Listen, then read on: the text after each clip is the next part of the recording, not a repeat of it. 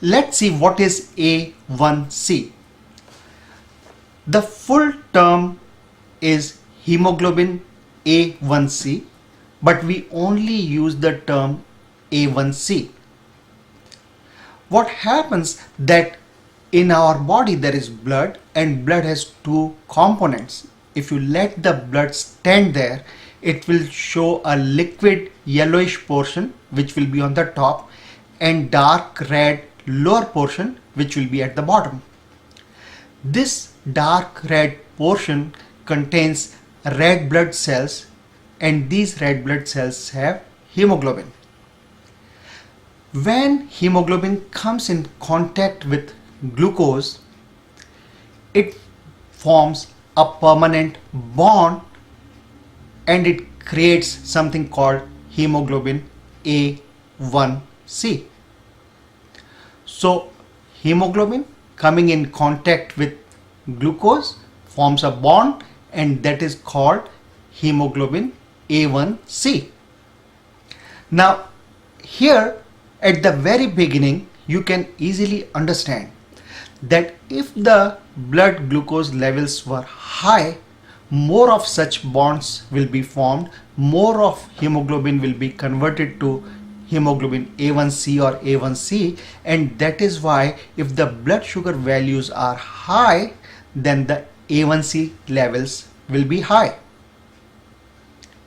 On the other hand, if the glucose readings are lower or in the normal range, then the A1C values will also be in the normal range. It's a slow process for forming of A1C, and that is why A1C reflects an average of the blood sugar or blood glucose readings in the past 90 days. It's a very good test. And why do I say so? Suppose you are a diabetic and you check your sugar every morning and it is perfectly normal. But that 1 second test only reflects 1 second out of 84,000 seconds in a day, and your sugars may be much higher during the afternoon, evening or night, or just after eating food, and that will not reflect in your fasting or in your morning blood sugar testings that you do. However, these high values will still reflect in high values of A1C. As we will see later on, that A1C is a very important test. It is so important as if somebody has given you a crystal ball where you can see your future as a diabetic in that crystal ball. That is the value of A1C, and we will discuss that in detail. What are the normal values of A1C? The normal values for A1C are 4.5 to 6.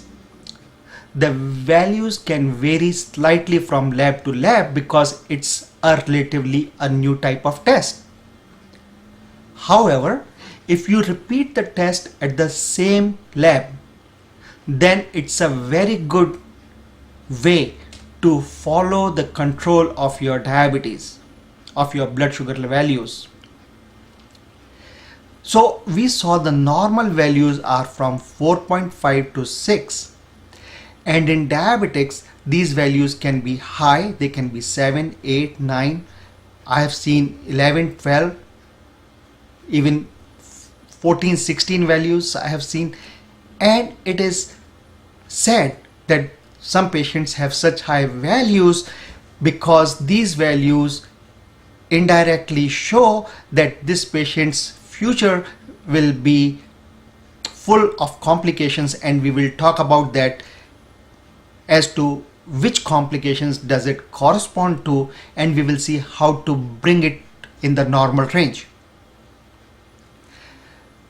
Since it's a hemoglobin, remember A1C's full name is hemoglobin A1C, any problems with hemoglobin may not give the right A1C values in a patient.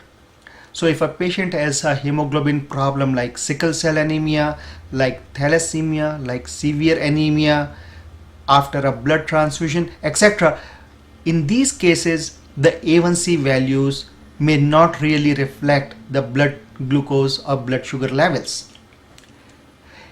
It is said that a level of 6 of A1C corresponds to a level of 120 milligram percent of blood glucose or blood sugar.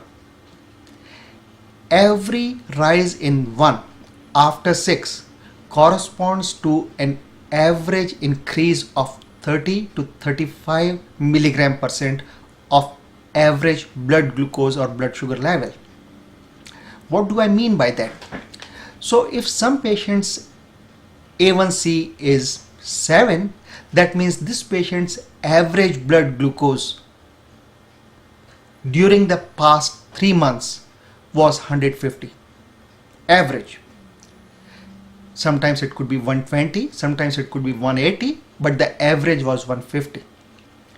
If some patient has an A1C of 8, that means this patient's average blood glucose or blood sugar during the past 3 months was about 180 milligram percent. So now you see the significance of A1C test and how it corresponds to the blood glucose or blood sugar levels in the last 90 days.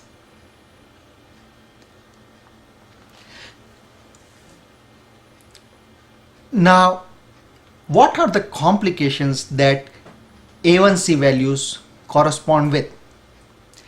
As I said, A1C is like a crystal ball for a diabetic patient. You can really see what the future holds for you in the coming 5, 10, 15, 20 years.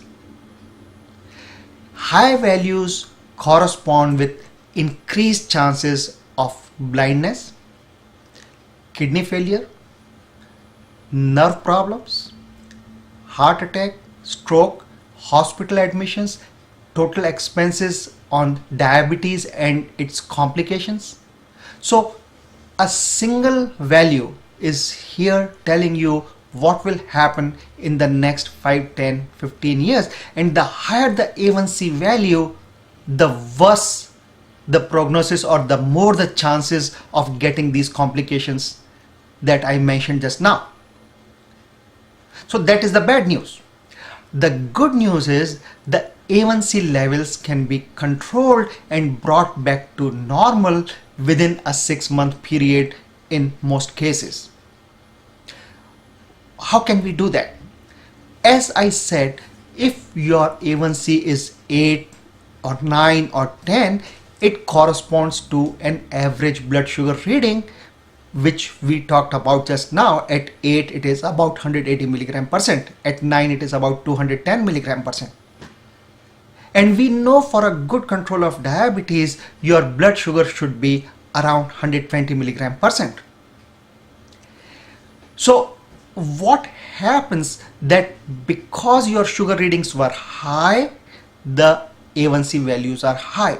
So if you can decrease your blood sugar readings on a 24-hour basis on 7 days a week, then your A1Cs will go down to the normal range, and by projection we can say that all the chances of complications that are there will decrease.